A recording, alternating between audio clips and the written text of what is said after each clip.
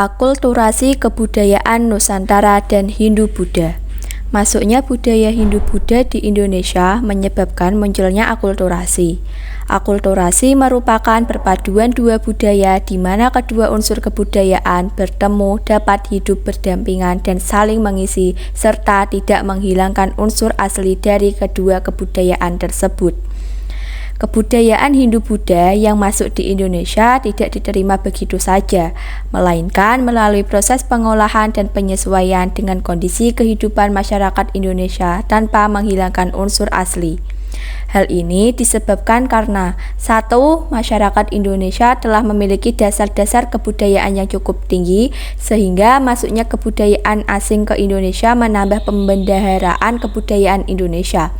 2. Kecakapan istimewa yang dimiliki bangsa Indonesia atau lokal genius merupakan kecakapan suatu bangsa untuk menerima unsur-unsur kebudayaan asing dan mengolah unsur-unsur tersebut sesuai dengan kepribadian bangsa Indonesia. Pengaruh kebudayaan Hindu hanya bersifat melengkapi kebudayaan yang telah ada di Indonesia. Perpaduan budaya Hindu-Buddha melahirkan akulturasi yang masih terpelihara sampai sekarang. Akulturasi tersebut merupakan hasil dari proses pengolahan kebudayaan asing sesuai dengan kebudayaan Indonesia. 1. Seni bangunan. Bangunan tampak pada bangunan candi sebagai wujud percampuran antara seni asli bangsa Indonesia dengan seni Hindu-Buddha. Candi merupakan bentuk perwujudan akulturasi budaya bangsa Indonesia dengan India. Candi merupakan hasil bangunan zaman megalitikum, yaitu bangunan punden berundak-undak yang mendapat pengaruh Hindu-Buddha. Contohnya Candi Borobudur. Pada candi disertai pula berbagai macam benda yang ikut dikubur, yang disebut bekal kubur, sehingga candi juga berfungsi sebagai makam, bukan semata-mata sebagai rumah dewa.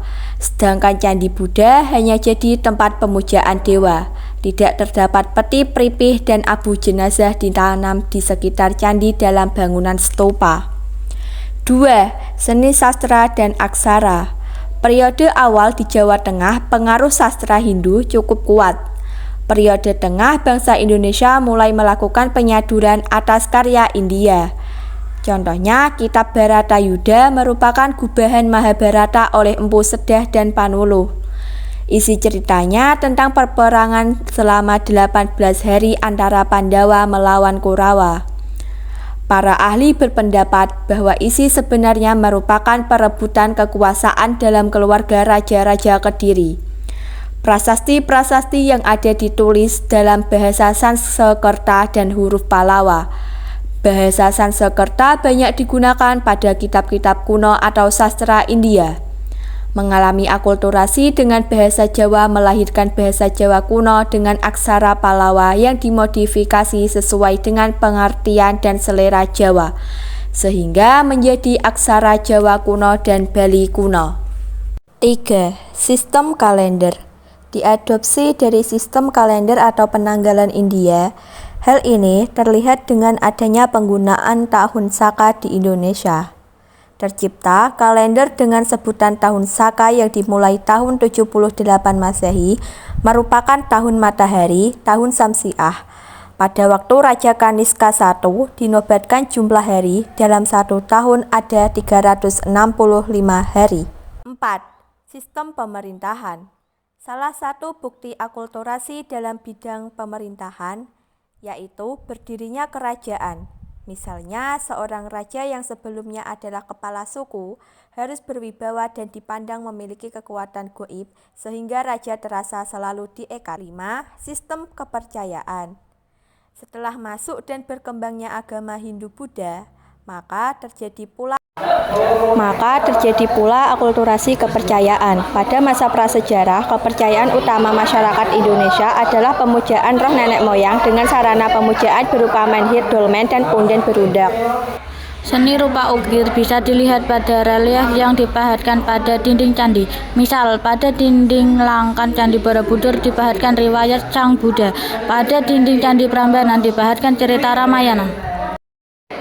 Seni pertunjukan. Menurut C.L.A. Brandes, salah satu seni pertunjukan asli yang dimiliki bangsa Indonesia sebelum masuknya unsur-unsur budaya India adalah gamelan. Selama berabad-abad, gamelan mengalami perkembangan dengan masuknya unsur budaya baru baik dalam bentuk maupun kualitasnya. Arsitektur. Bentuk akulturasi yang lain adalah arsitektur pada bangunan-bangunan keagamaan. Pada masa Hindu, bangunan keagamaan berupa candi atau arca sangat dikenal. Hal itu dapat dilihat pada bangunan sastra peninggalan Hindu seperti di Candi Gedung Songo. Pada zaman praaksara, bangunan suci punden berundak sudah berkembang sebagai penggambaran alam semesta yang bertingkat-tingkat. Tingkat paling atas yaitu tempat persemayaman roh nenek moyang.